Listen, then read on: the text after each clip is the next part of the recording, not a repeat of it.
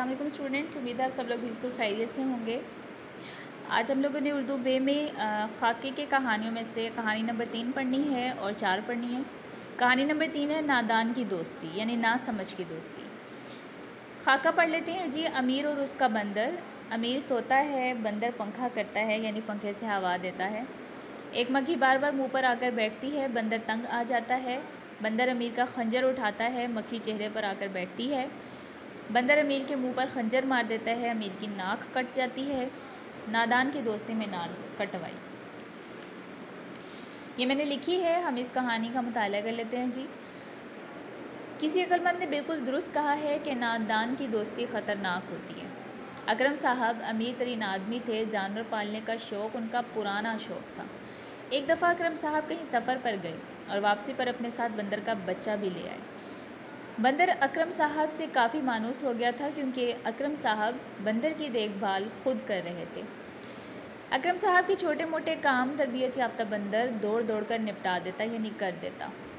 बंदर अकरम साहब के सर में खुजली करता, यानी ख़ारिश, और बाज़ दफ़ा बिजली ना होने पर हवा भी देता।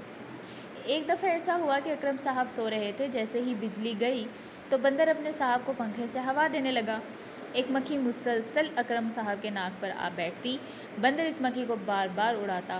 बंदर को मक्खी की हरकत पर गुस्सा आया। उसने मक्खी को सबक सिखाना चाहा। बंदर ने खंजर उठाया और जैसे ही मक्खी अकरम साहब पर बैठी, उसने फ़ौरन से वार किया, यानी हमला कर दिया। मक्खी का तो कुछ ना बिगड़ा, जबकि अकरम साहब की नाक कट गई। अकरम साहब हड़बड़ा कर उठे, यानी बौखला कर उठे, परेशान होकर उठे, लेकिन अब पछताने का कोई फ़ायदा नहीं था। अखलाकी सबक, नादान की दोस्ती ख़तरनाक होती है। यानी ऐसा जानवर जिसको आप चाहे जितना मर्ज़ी सुधार लें, जानवर हमेशा जानवर ही रहता है, ठीक है। उसकी समझ कभी भी इंसानों जैसी तो नहीं हो सकती ना समझ ही रहता है। आगे है जी ऐसे को तैसा। खाका पढ़ते हैं।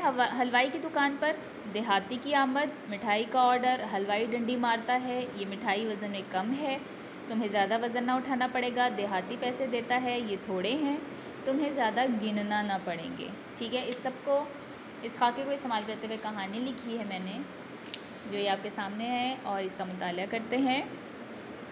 मिट्ठू हलवाई की मिठाई बहुत लजीज होती थी, इसलिए सारा गांव मिट्ठू हलवाई से ही मिठाई ख़रीदता था।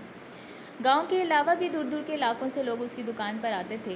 दुकान इतनी चलने के बावजूद भी मिट्ठू हलवाई डंडी मारने से बाज ना आता था, यानी नाप तोल में कमी करता था। एक दिन मामूल के मुताबिक दुकान पर बैठा मिठाई फ़रोख्त कर रहा था कि एक सादा लो देहाती ने 2 किलो मिठाई तोलने का कहा। सादा लो यानी सादा तबीयत का मालिक, ज़्यादा होशियार चालाक नहीं। मिट्ठू हलवाई ने उस शख्स को बेवकूफ़ बनाना चाहा, चनाचा मिट्ठू हलवाई ने डंडी मारते हुए मिठाई 1.5 किलो तोलकर देहाती को दे दी। देहाती को मिठाई का वज़न कम महसूस हुआ तो उसने मिट्ठू से कहा कि ये कम लग रही है। मिट्ठू हलवाई ने देहाती को मुतमईन करने की कोशिश की, लेकिन वो कामयाब ना हो सका। बिलाखिर मिट्ठू ने एक और चालाकी दिखाई और कहा कि चलो, इसमें भी तुम्हारा ही फ़ायदा है, तुम्हें वज़न कम उठाना पड़ेगा। देहाती इतना भी बेवकूफ़ न था कि हलवाई की चालाकी ना समझता, लिहाजा उसने मिट्ठू हलवाई को पैसे कम दिए। जब हलवाई ने एतराज़ किया तो देहाती ने कहा कि इसमें तुम्हारा ही फ़ायदा है, तुम्हें पैसे कम गिनने पड़ेंगे। इस बात पर मिट्ठू हलवाई लाजवाब हो गया, यानी उसको कोई जवाब नहीं आया आगे से। इखलाकी सबक है इसका, ऐसे को तैसा, या फिर जैसा करोगे वैसा भरोगे। ठीक है, तो ये दोनों कहानियाँ आप लोगों ने अच्छे तरीके से याद कर लेनी है। आज के लिए इतना ही, इजाज़त दीजिए। अल्लाह हाफ़िज़।